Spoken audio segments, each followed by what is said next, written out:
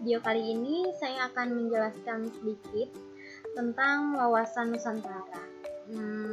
Mata kuliah PPKN, dosen pengampu Ibu Fitra Mulyanti SPD MM. Video ini dalam rangka menyelesaikan tugas ujian akhir semester dengan saya Lady Lestari Anggraini, Prodi S1 Manajemen Reguler Plus Universitas Pancasakti. Kita langsung saja ke pembahasannya.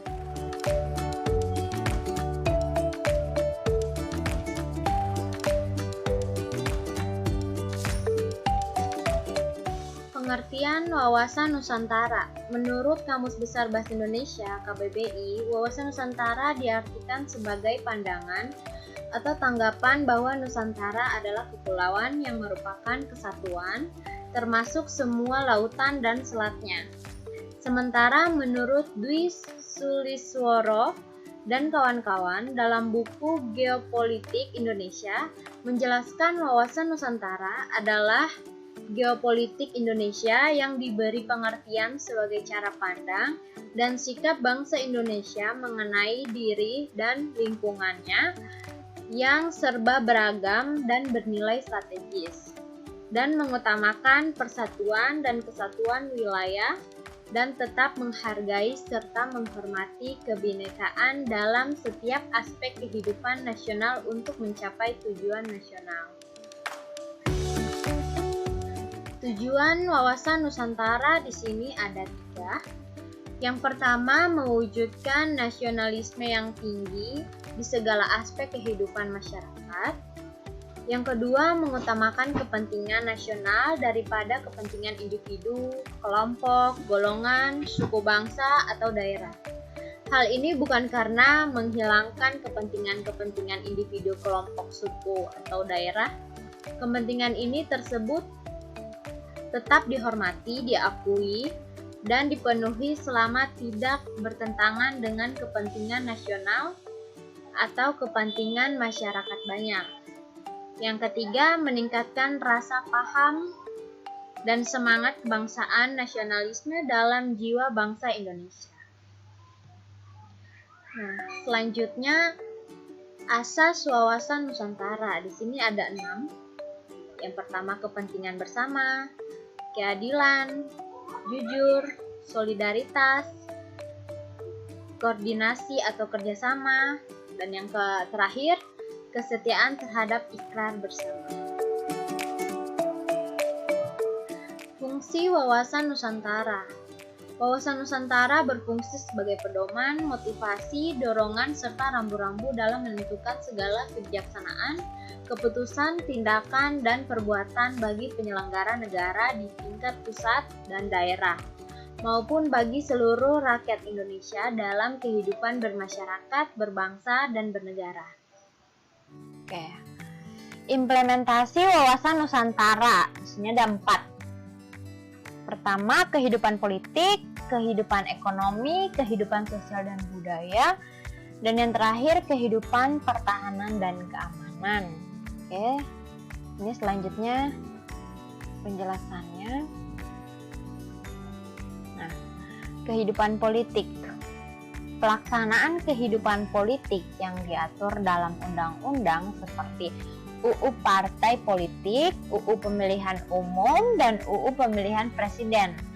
Pelaksanaan undang-undang tersebut harus sesuai hukum dan mementingkan persatuan bangsa. Contohnya seperti dalam pemilihan presiden, anggota DPR, dan kepala daerah harus menjalankan prinsip demokratis dan keadilan hingga tidak menghancurkan persatuan dan kesatuan bangsa. Pelaksanaan kehidupan masyarakat dan bernegara di Indonesia harus sesuai dengan hukum yang berlaku. Seluruh bangsa Indonesia harus mempunyai dasar hukum yang sama bagi setiap warga negara, tanpa pengecualian. Di Indonesia terdapat banyak produk hukum yang dapat diterbitkan oleh provinsi atau kabupaten dalam bentuk peraturan daerah, perda, yang tidak bertentangan dengan hukum yang berlaku secara nasional. Oke, lanjut. Ini masih politik ya.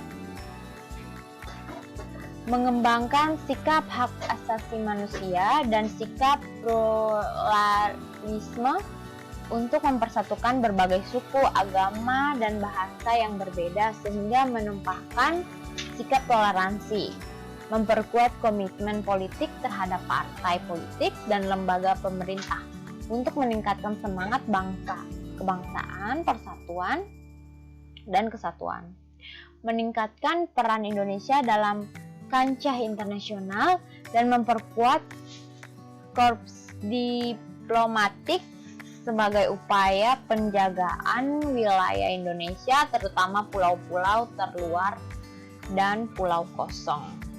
Oke. Yang kedua, kehidupan ekonomi.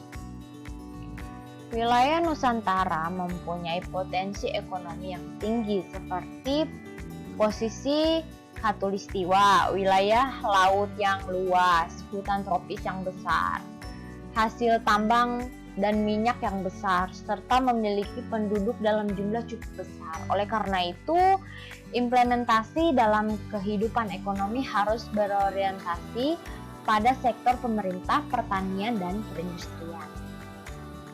Pembangunan ekonomi harus mempertahankan keadilan dan keseimbangan antar negara. Oleh sebab itu, dengan adanya otonomi daerah dapat menciptakan upaya dalam keadilan ekonomi. Pengembangan ekonomi harus melibatkan partisipasi rakyat seperti dengan memberikan fasilitas kredit mikro dalam pengembangan usaha kecil. Ini yang ketiga, kehidupan sosial dan budaya.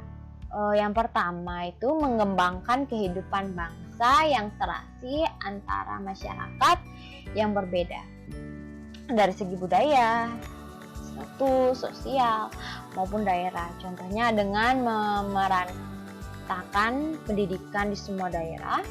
Program wajib belajar harus diprioritaskan bagi daerah tertinggal.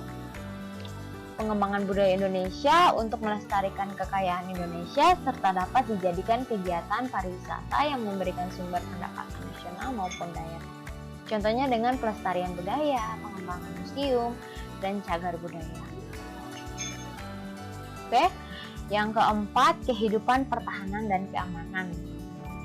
Kegiatan pembangunan, pertahanan, dan keamanan harus memberikan kesempatan kepada warga negara untuk berperan aktif karena kegiatan tersebut merupakan kewajiban setiap warga negara seperti memelihara lingkungan tempat tinggal, meningkatkan kemampuan disiplin, melaporkan hal-hal yang mengganggu keamanan kepada aparat, dan belajar militer. Oke, membangun rasa persatuan sehingga ancaman suatu daerah atau pulau juga menjadi ancaman bagi negara lain. Rasa persatuan ini dapat diciptakan dengan membangun solidaritas dan hubungan yang erat